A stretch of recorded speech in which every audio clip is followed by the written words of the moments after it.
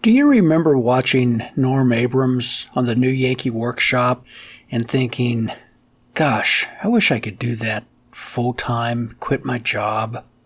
Maybe just start doing that part-time? Maybe you have no idea who Norm Abrams is because you were born in the 90s or the 2000s. Perhaps you watch Bourbon Moth Woodworking on YouTube and you think to yourself, I could do that. He's really not that funny, or he's not that skilled. I would probably disagree with that, but so why don't you? Why don't you turn your woodworking hobby into a full or part-time business? Welcome to Working at Woodworking Podcast. That is what we are all about here.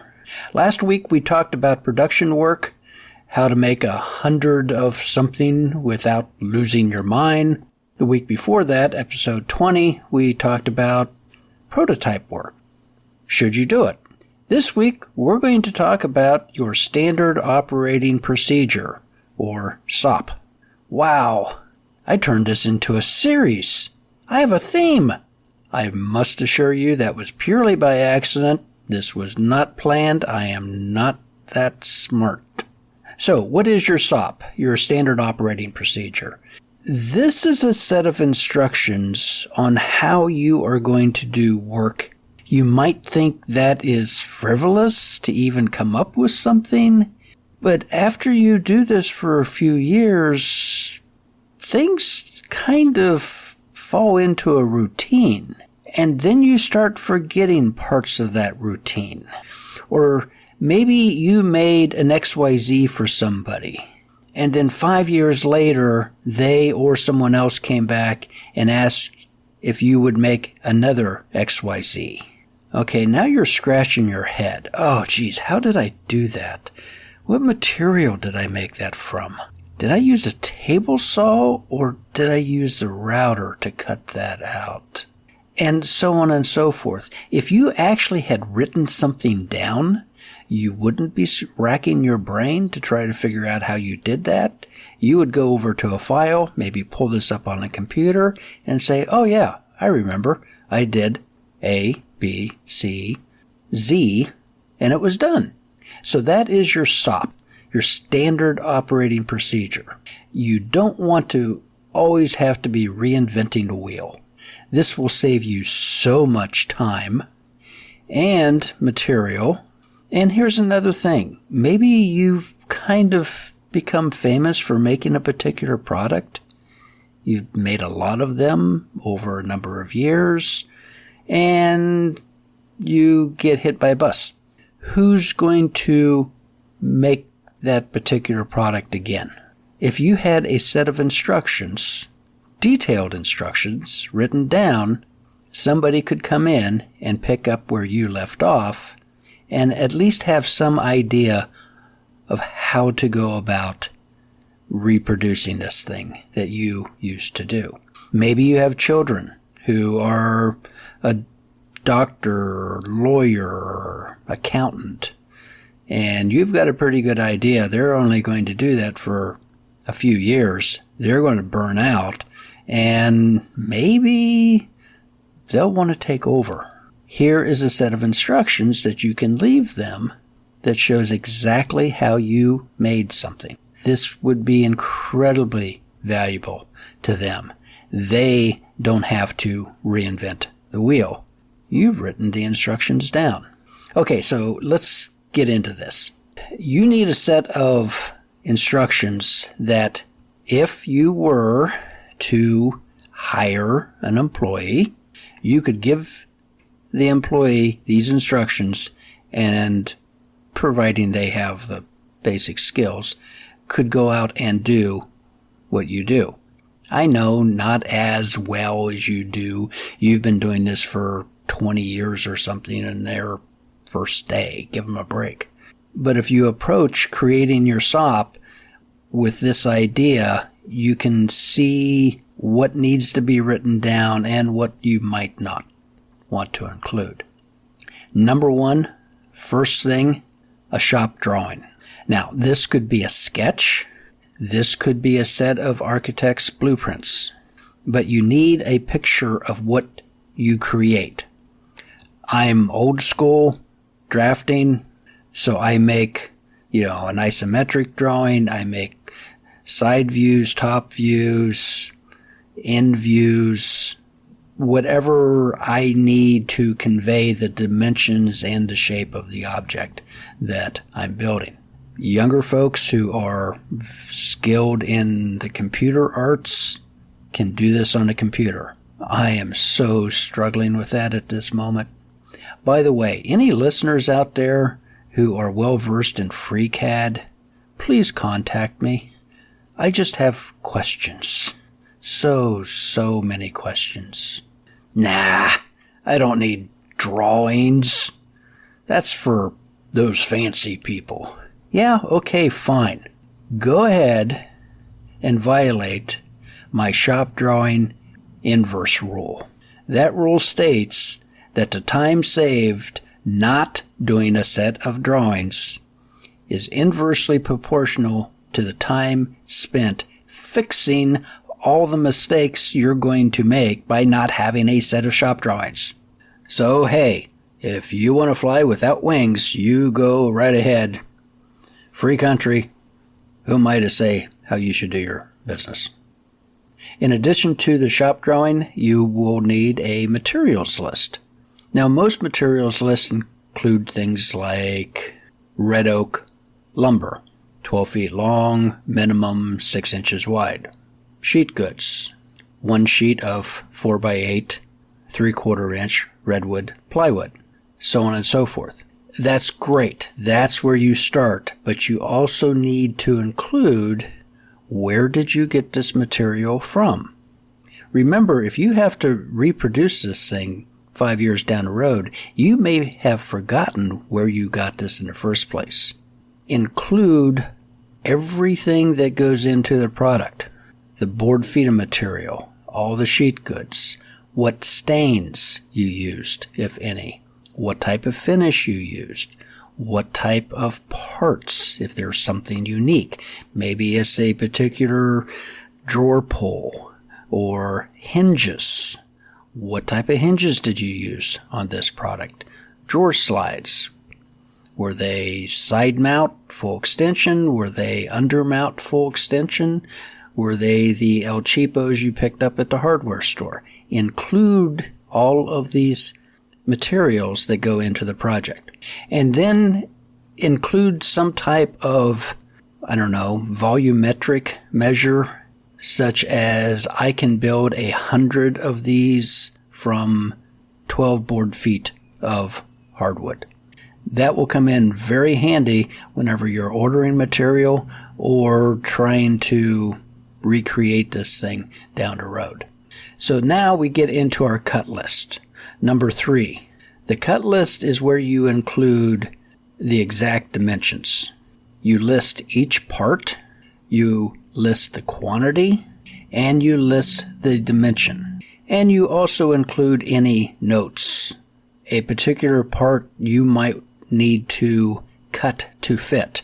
I usually put an asterisk beside that number. I've got the rough number. It's going to be around 22 inches, but with that asterisk, I know to actually measure, it might come out to be like 21 15/16, and that can save you a lot of time. Grain direction may be something to consider. There might be some parts that are highly visible, and with just 3 minutes, 5 minutes extra time, you can turn oh, that's a nice piece, to a wow, that is gorgeous. And the unique thing about that is the person saying that doesn't exactly know why it's gorgeous, but it is just pleasing to the eye and to the mind's eye. They may not actually see the matching grain at first, but the mind's eye does. And that's where you get that gorgeous comment as opposed to, that's nice. Next, you need to work on your order of operation. This is the step-by-step instructions that you go through. You can have a set of shop drawings, a material list, a cut list, but where do you start? There are some operations that have to be performed in a specific order. For example, if you are making a piece of wood that is 4 inches by 6 inches, hardwood, and they require a 1/4 inch round over on their edges, you would want to round over the end grain before the long grain, because you always get a little bit of breakout on that end grain. That will be removed when you route the long grain. If you did it backwards, where you did the long grain first, then the end grain, that breakout is going to be very noticeable. And you're going to have to apply some sandpaper. You might have to do a repair. You might have to scrap that piece. So the order of operation on how you do things really matters in some products. These are things that you have learned by making 100 of these. And you've made note that I have to do this before I do that, or I will create a lot more work for myself. This needs to go into the order of operation. And just for pure efficiency, it might be something like cut hardwood material to 61 inches, plane to 3/4 inches, joint one edge, rip to 2.25 width, so on and so forth. Sounds like maybe we're building a cabinet face frame there. But by having that step-by-step instruction, you're going to save a lot of time just thinking, should I do this or should I do that next? Whenever it's written down, boom, you go from one step to the other step to the other step. Notice that I had specifics. 61 inches, 3/4 of an inch, 2 1/4 inch. Include those. Maybe you're cutting something at an angle at 17.4 degrees. Include that. You don't want to have to be recreating that halfway through trying to make this product that you made 10 years ago. Save yourself time and aggravation. And the order of operation, it's going to change because in your mind's eye, whenever you build this, when you're doing the shop drawings, you're going to be writing down the steps that you should be doing. Cut this, cut that, dado the third part so that the second part fits into the third part. Well, you might figure out that before I even cut those 3 panels, if I dado all the way across, then cut those out, the dado's already done. And it's easier to cut a dado in one big piece than it is into 3 or 4 small pieces. Little things like that. As you build these products, you're going to figure out the most efficient way. So your order of operation is very likely to change over time as you become more and more efficient. That's the real beauty of the order of operation. It really squeezes the most efficient process out of the job. Now, you're not quite done because you're going to apply some type of finish. Write down a finishing schedule. What are you going to sand this to? 150? 180? Maybe take it to 220, then apply a stain. Maybe you have found that the stain actually looks better if it's only sanded to 150. Maybe you're using plywood and hardwood. The plywood has probably a 220 finish on it, so you either need to take your hardwood to 220 to create that uniform scratch pattern if you're using a pigmented stain. Maybe you only take it to 150 and then sand the plywood to 150 to make sure that you have a uniform scratch pattern over the entire product than having 2 mismatched scratch patterns. You want to write this down.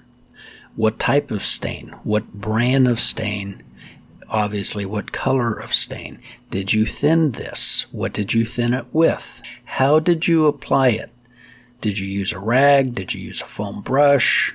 Did you dump it on, squeegee it, then wipe it down with cotton rags afterwards?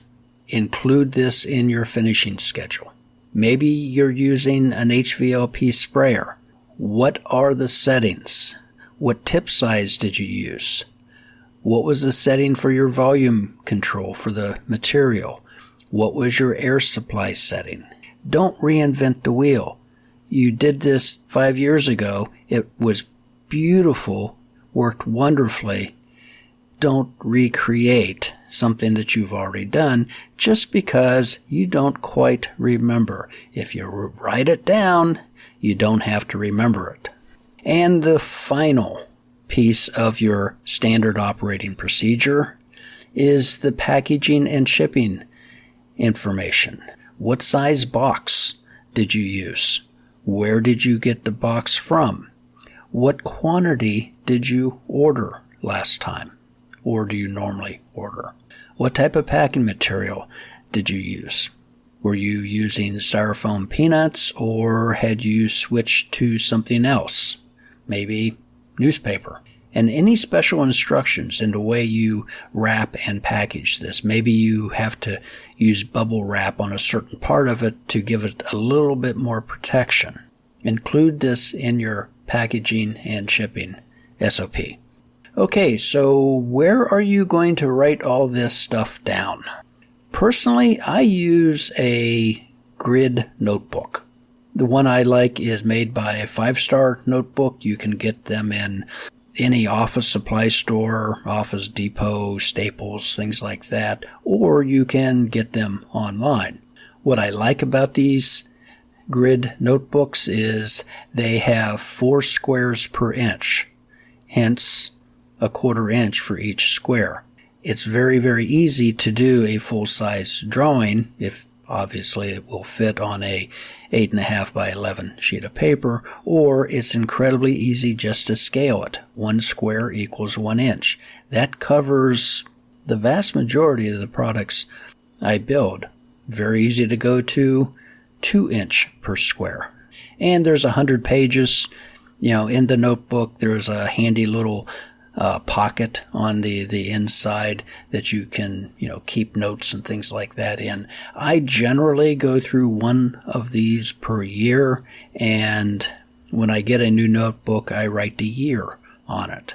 And then each year, I get a new notebook, and so I have a whole series of notebooks that contained all of my shop drawings, my doodles, my ideas. If I'm just brainstorming something, I grab the notebook and just do a quick little sketch. Now, the only problem with this is sometimes I'll sketch something one year and not think about it for several years later, and then can't remember what year it was that I sketched that out, and I have to go back through and flip through, which is kind of fun. You can see, how things have progressed. It's like, oh yeah, 2014, I had the idea to do that. Maybe I should finish that. Anyway, you can also use Engineer's Notebook. They have a 5 square ruled grid pattern. This is particularly handy if you are using the metric system, or perhaps you work in decimals of an inch, tenths of an inch. You can use a computer, a simple Word doc, or my favorite, a spreadsheet. And to be honest, everything kind of works together for me. I might do a rough sketch on something, a rough cut list, but then I'll transfer that into a spreadsheet where I can actually come up with the board foot. Or if you remember last week, we talked about the cutlistoptimizer.com. You can go ahead and enter that information straight into the optimizer, and it will spit those numbers out for you. And that's it. We're done. Now, do that for each product that you are making. So if you are making 10 different products, for sale, let's say on the web, you really need an SOP, a standard operating procedure, for each one of those products. One product might get dropped from your lineup one year, and 5 years later, you might decide to reintroduce that. There you go. You have the standard operating procedure on how you made that product. You don't have to go back and reinvent the wheel. So as a reminder, the materials list, the cut list, the order of operation, your finishing schedule, and your packing list are the key things you need to include in your standard operating procedure. Why? Well, you're trying to save time and make more money at this. And it's also helpful that you don't lose your mind trying to figure out how you did something, 5 or 6 years ago. Recommendation for the week? Travis at Shop Nation did a wonderful video on improve the workflow in your shop/shop organization. This is really what we were talking about, particularly last week, where we're trying to be efficient. We're trying to get tools close to the work area that you're going to be using. And he goes in and does a wonderful job in his video. Missed job? I got a call from a young man who was having some trouble with flooring. It was a repair, not new construction. And I'm so busy right now. I can't really take on new projects like this. And talking with him, he actually sounded fairly skilled. He had some tools. And I discovered what he really lacked was just how to go about making this repair. So I spent about 15 minutes with him on the phone, and we kind of figured it out. And he's going to tackle it himself. So, yay! I got out of a job. So I want to thank you for tuning in. This was a relatively short episode, which is what I was trying to do in the first place. And if you have any comments or complaints, criticisms, please contact me at roger@woodworking.com or give me a call at 812-325-9823. And I have added some Amazon links to the products that I talked about today. I became an Amazon affiliate.